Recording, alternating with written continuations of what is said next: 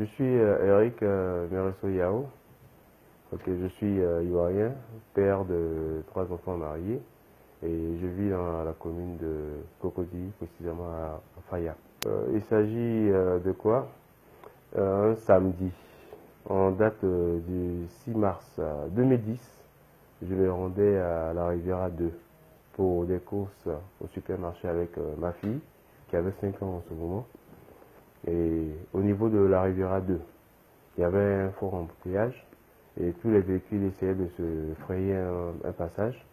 Et là, sur ma gauche, il y a un véhicule Range Rover de couleur grise avec son conducteur qui est au téléphone qui, en voulant forcer le passage, égratigne l'aile avant gauche de mon véhicule. Voilà. Donc, moi, je lui fais des signes et lui, il continue sa conversation téléphonique. Et là, je baisse la vitre et je lui lance comme ça. Mais monsieur, ça ne va pas chez vous? Vous égratignez la portière de la voiture et puis vous continuez comme ça. Et là, le monsieur, il pose son téléphone et puis dit, mais espèce de connard, garde-toi, je vais te boxer. Espèce de connard. J'étais tellement étonné, je dis, mais voilà quelqu'un qui gratine la voiture de quelqu'un, plutôt que de s'excuser, qui profère des menaces et des insultes. Bon.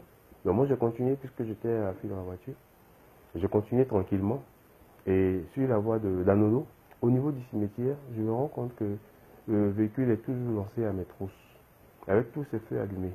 Et là, au cimetière, il coupe devant moi, et il m'oblige à marquer un arrêt. Il met pied à terre, et il se dirige vers moi. Il dit, descends de ton véhicule, je vais te boxer. Et là, je descends. Le monsieur se rend compte que je suis plus grand que lui. Et puis, en ce moment, j'étais un peu plus corpulent. Donc, plutôt que de me boxer, il dit, je vais t'abattre ici et ça va pas aller quelque part. Il retourne à son véhicule, il ouvre la portière et il ressort avec un pistolet. Il revient vers moi avec le pistolet qu'il braque sur ma tempe, au niveau de la tête. Et il dit, ouvre encore ta putain de bouche de merde et tu vas voir ce qui va t'arriver. Je vais t'abattre ici et ça va pas aller quelque part. Ça s'est passé devant plein de passants, il me disait. Donc, il a posé le pistolet sur ma tempe et il me donne des coups de poing. Il me dit comme ça, si jamais tu répliques, moi je suis libre de faire feu parce que je suis en légitime défense. Alors que c'est lui qui tient le pistolet sur ma tête et il me donne des coups de poing. Donc, il m'a martelé le visage de coups de poing et après il est remonté dans son véhicule. Donc moi, tout ce que j'ai fait, j'essaie de calmer ma fille qui avait assisté à la scène. Donc, et moi, j'ai relevé l'immatriculation. L'immatriculation, c'est exactement 5931 ER01, Range Rover de couleur grise. Donc, j'ai suivi le véhicule jusqu'à ce que, arrivé au niveau de Sainte-Marie, il rentre brusquement dans le quartier qui est à gauche. Et moi, j'ai continué. Je suis arrivé au 8e arrondissement de Cocody. Et là, j'ai porté plainte. On m'a remis un OP.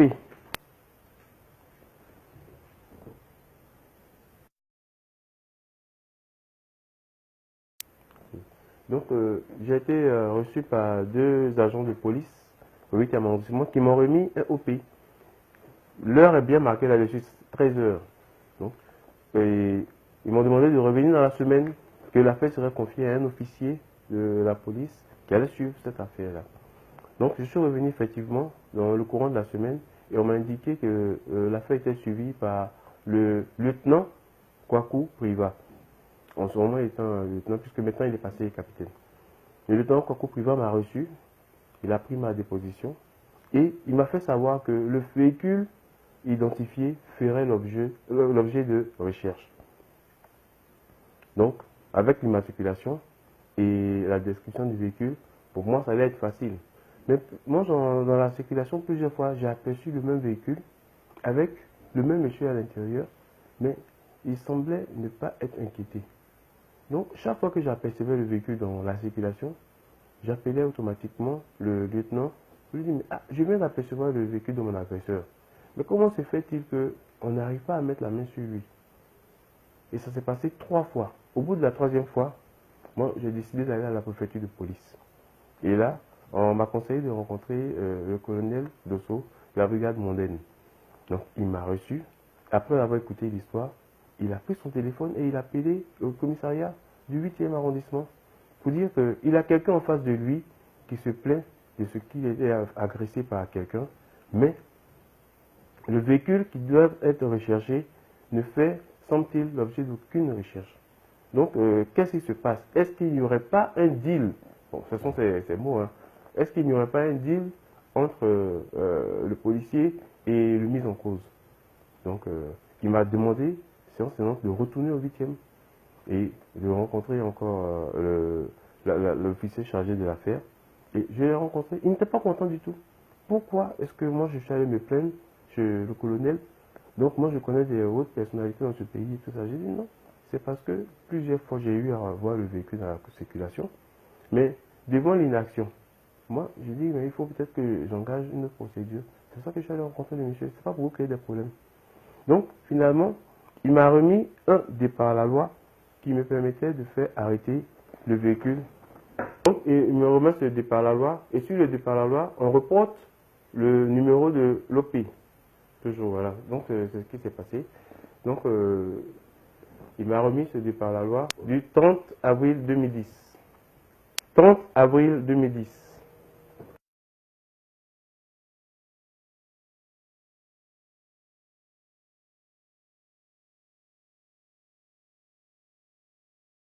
Donc devant au de boulevard, avec les gendarmes de Sécos, on a demandé au propriétaire du véhicule de sortir.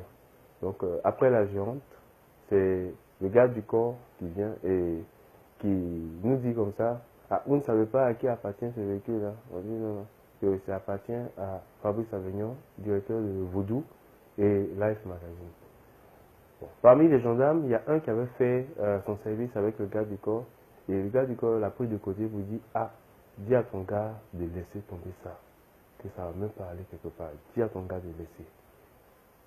Donc le gendarme est venu, il m'a fait le compte rendu, il a dit, ah voilà ce qui se passe, le véhicule là ça appartient à telle personne, mais son gars a dit qu'il faut laisser tomber l'affaire. Il a dit, mais moi j'ai engagé une procédure, il faut que j'aille jusqu'au bout. Donc maintenant je connais le nom de mon agresseur, j'avais l'immatriculation, l'identification du véhicule, et aujourd'hui, ce jour-là, j'ai son nom. Donc le lendemain matin, j'appelle le lieutenant Kwaku Priva pour lui dire, bon, voilà l'information nouvelle que je viens d'avoir et je vais la verser au dossier. Pour toute réponse, il me dit que le dossier n'est plus à son niveau, qu'il a transmis au tribunal, au parquet pour la suite des diligences. J'ai dit, mais bon, et l'information concernant le nom, il dit non, c'est plus à son niveau, que c'est déjà parti. Donc, moi je suis ainsi là, j'ai attendu. Plusieurs fois, j'appelle le lieutenant. Je lui dis, mais comment ça se passe? Et au niveau du tribunal, est-ce que je peux même avoir un soit transmis pour que moi-même je puisse suivre cette affaire? Non, aucun soit transmis, le numéro m'a été remis. Aucun numéro de soit transmis m'a été remis jusqu'à aujourd'hui. Donc, le temps est passé. Je n'ai plus aperçu le véhicule dans la circulation. Carrément, il s'est volatilisé.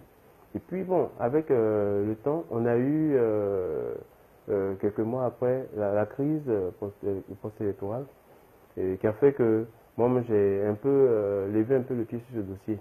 Après des petits problèmes, le décès de ma mère et tout ça, moi-même j'ai été victime d'un AVC. Donc j'ai laissé un peu tomber l'affaire. Quelques temps plus tard, sur Facebook, j'ai dit bon, voilà quelqu'un qui m'a agressé. J'ai engagé des procédures, mais ça n'a pas abouti. Donc, par la magie des réseaux sociaux, je vais lui envoyer un message. Donc, je suis rentré sur Inbox et puis je lui ai relaté un peu les faits. J'ai dit voilà, en date du 6 mars 2010, j'ai été agressé et voilà tout ce qui s'est passé. Tout ça. Mais quel mot vous pouvez avoir pour un frère qui a vécu cela et qui était victime de cela? En tout cas, juste un mot. J'ai pas eu de réponse. Plusieurs fois, j'ai envoyé un message, j'ai pas eu de réponse. Donc finalement, j'ai dit, mais moi je vais publier l'affaire sur sa page. Il y a certaines personnes qui automatiquement m'ont écrit pour dire, mais est-ce que je suis sûr que Fabrice Avignon peut faire ce genre de choses-là? J'ai dit, mais moi j'ai été victime de la chose. J'ai été agressé en présence de ma fille de 5 ans. Comme je ne peux pas, en tout cas, affabuler à ce point-là. C'est parce que j'ai été victime de cela. Mais les gens m'ont plutôt vilipendé. Ils ont dit que c'était pour extorquer de l'argent, j'étais en train de faire du chantage, j'ai dit, et tout cela. Il y a notamment une dame là qui a été très virulente, elle s'appelle Dina Koulibaly, qui n'a pas manqué en tout cas de dire certaines choses d'assez bon, regrettables, quoi. Donc moi, j'ai dit, ben, si ça se passe comme ça, je vais maintenant porter plainte. J'avais porté plainte au parquet. Parce que avant ça, j'avais juste appelé le lieutenant. J'ai dit, mais, ah mon lieutenant, voilà l'affaire. Où est-ce que ça arrivé? Les gens me disent que c'est parce que je veux extorquer de l'argent que je suis en train de publier ce genre de choses-là. Donc, qu'est-ce que moi je peux faire aujourd'hui? Il a dit, moi, tous les documents qu'il avait ont été emportés pendant la crise électorale. Donc, lui, aujourd'hui, il n'a plus rien. Il n'a plus de documents, il n'a rien pour pouvoir, en tout cas, moi, m'aider. Donc, ce que moi, je pourrais faire, c'est de porter plainte directement au parquet. Donc, j'ai pris ma feuille, mon papier, mon stylo, et j'ai rédigé une nouvelle plainte adressée à monsieur le procureur du tribunal de première instance. Donc, voilà, bon, c'est une plainte sur 3 pages. Avec le cachet, il dit que ça a été réceptionné.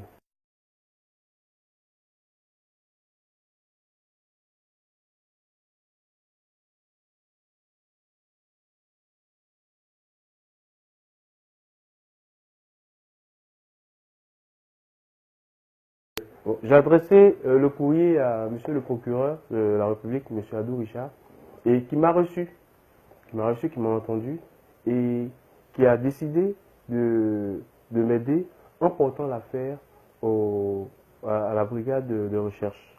Parce que je rappelle que entre le moment où j'ai pris contact avec M.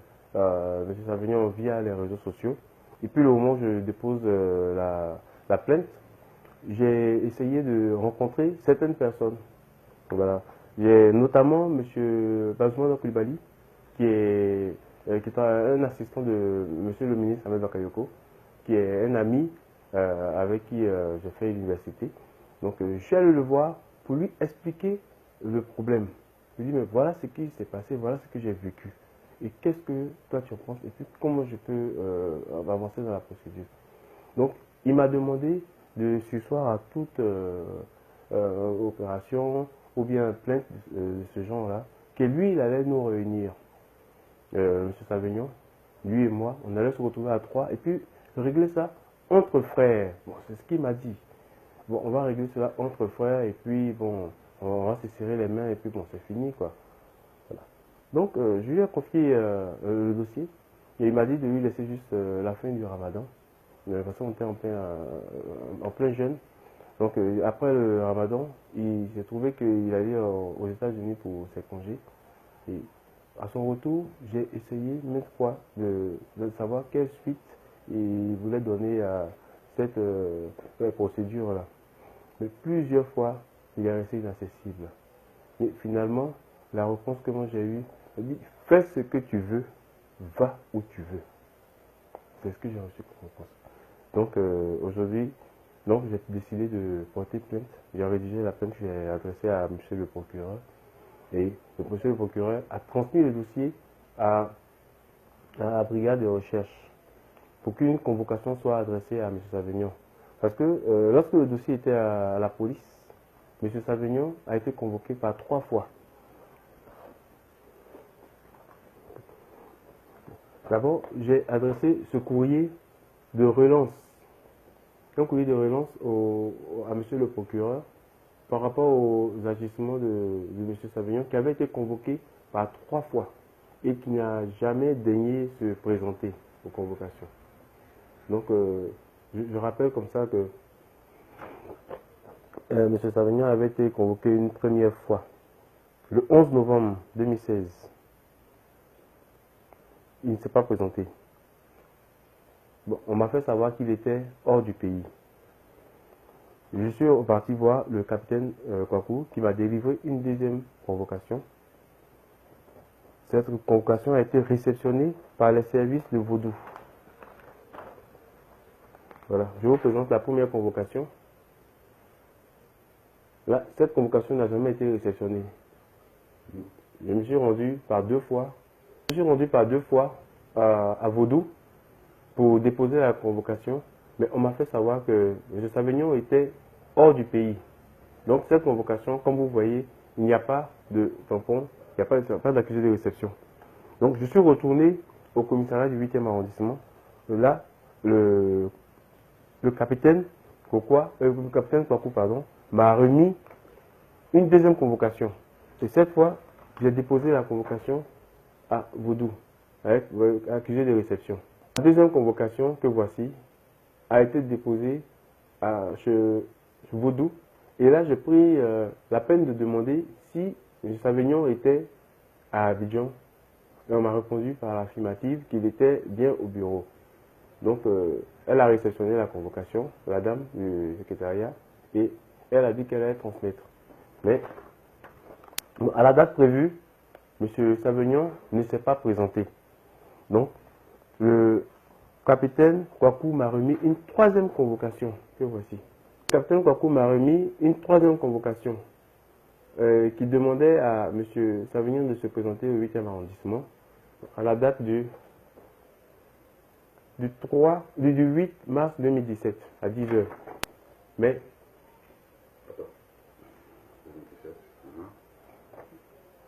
donc, en date du 8 mars 2017, M. Savignon a été convoqué de se présenter au 8e arrondissement pour être entendu. Mais une fois de plus, il ne s'est pas présenté. Donc, après 3 convocations, le capitaine a tiré toutes les conclusions et il m'a fait savoir qu'il y avait un nouveau dossier qu'il allait transmettre au parquet. Et cette fois, j'ai vraiment insisté pour qu'il me communique le numéro de transmission. Donc, il m'a remis le numéro de transmission du dossier que je vais vous présenter tout à l'heure. Et avec ça, je suis allé au parquet pour suivre le déroulement de cette deuxième plainte-là. Donc, on m'a demandé de voir avec le procureur de la République adjoint, Yao Kanga, et c'est lui qui s'est chargé d'instruire le dossier. Donc, une nouvelle plainte a été déposée et une convocation. Le dossier est transmis plutôt à la gendarmerie d'État de recherche, au plateau. Et là, il y a eu une convocation qui a été adressée à M. Savignon. D'abord, moi, j'ai été entendu. Et M. Savignon a été convoqué pour être entendu. Et cette fois, il s'est présenté avec son avocat, Maître Kélé. Il s'est présenté avec son avocat, Maître Kélé. Et là, à ce niveau, il y a eu ce document-là qui a été produit par les services de la gendarmerie brigade de recherche.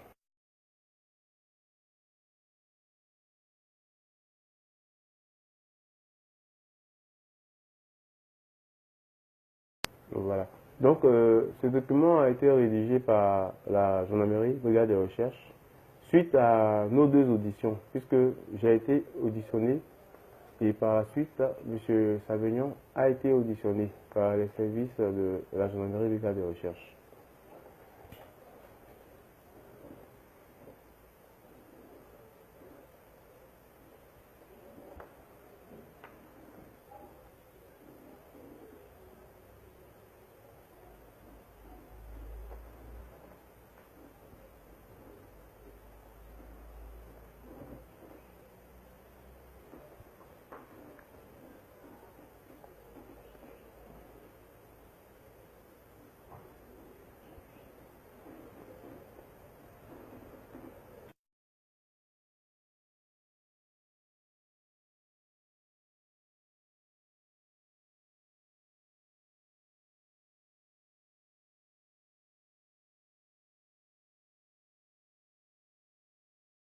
J'ai pu obtenir ce document-là suite à une demande que j'ai exprimée auprès du procureur de la République adjoint, M. Kanga Yao, que je remercie. Et grâce à cela, j'ai pu découvrir certaines choses. Bon, notamment le permis de port d'armes de M. Savignon, qui était versé au dossier. Aujourd'hui, la question qui se pose, c'est quoi? Moi, je dis dans ma déposition que j'ai été attaqué j'ai été agressé par quelqu'un qui avait un pistolet à barillet. Un pistolet à barillet, moi je suis fils de gendarme, donc je sais faire la distinction entre un pistolet automatique et puis le pistolet genre 6 coups. Donc le pistolet qui a été pointé sur ma tête, c'était bien un pistolet à barillet. Donc Monsieur Savignon, à la demande de la brigade de recherche, a été sommé de produire son permis de port d'armes. Et il se trouve que c'est bien un pistolet à barillet, un Magnum Smith Wesson, avec tous les numéros.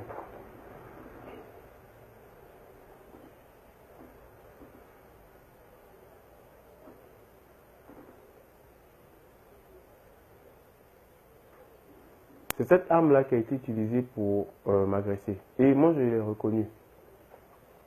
Donc, la question qui est posée, ou qu'on est en train de se poser, c'est ne connaissant ni M. Savignon, n'ayant pas de contact avec lui, comment est-ce que je peux savoir qu'il dispose de telle arme? Comment je peux savoir qu'il a un pistolet à barillet?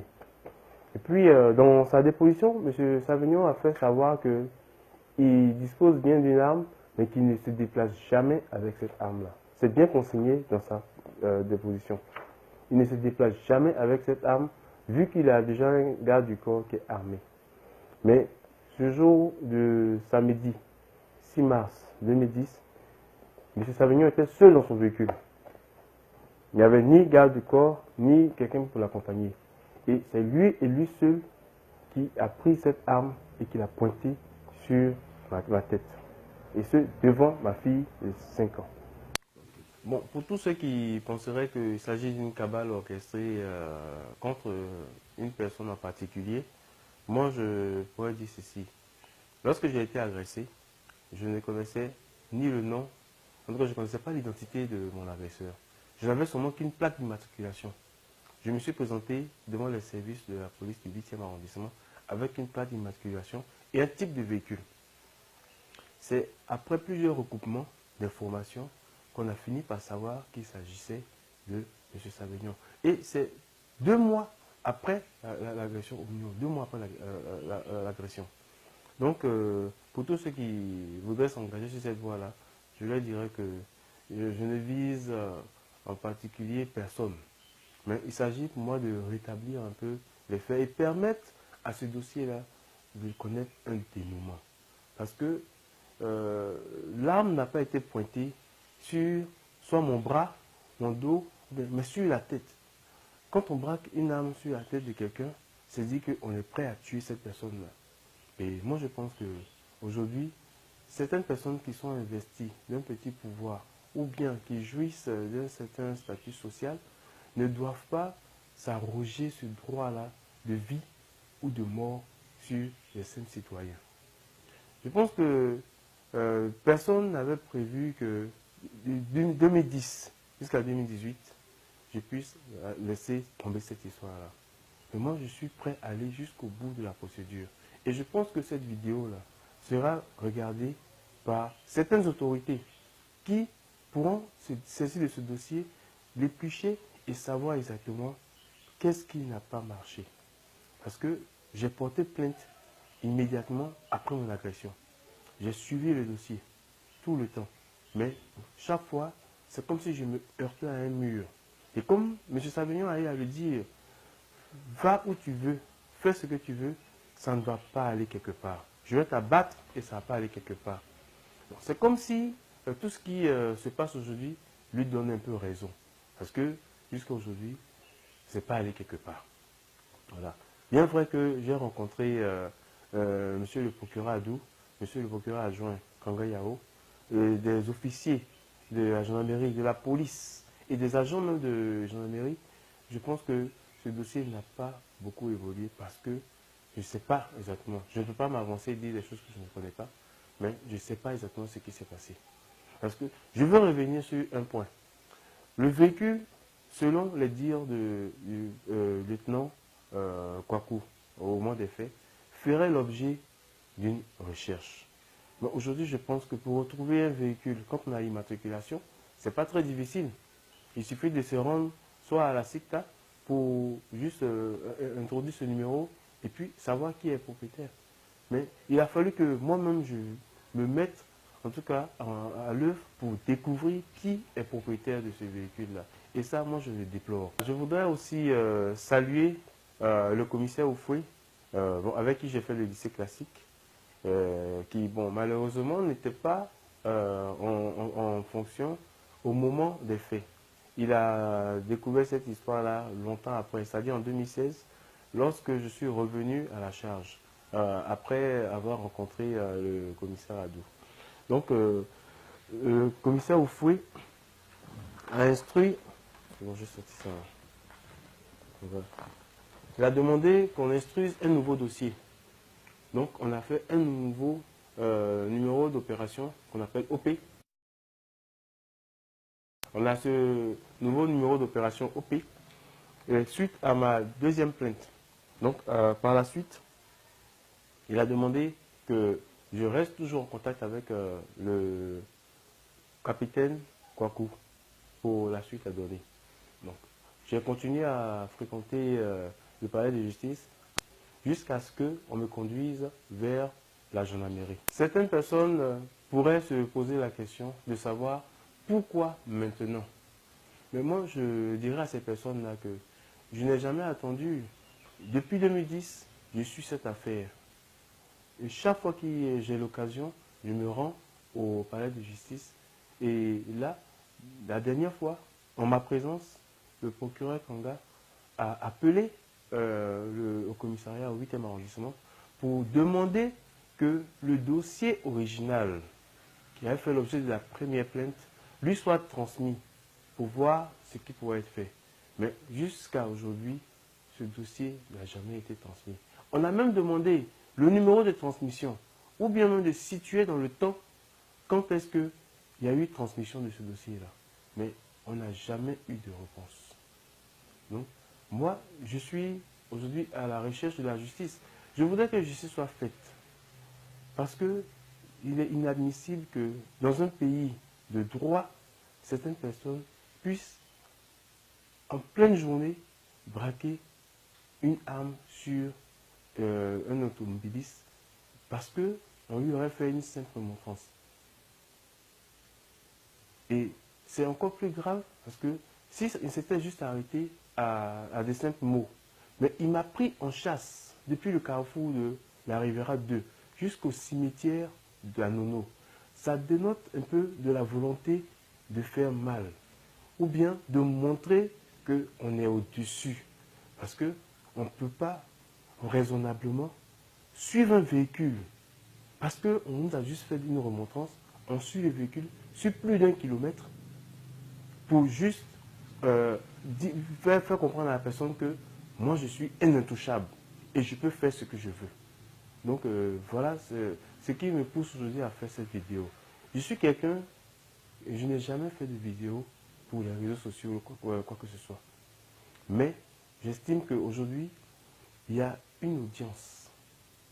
Il y a une audience. Et je pense que certaines autorités seront peut-être aujourd'hui saisies de cette affaire et elles prendront peut-être la bonne décision pour savoir où est-ce qu'on peut aller.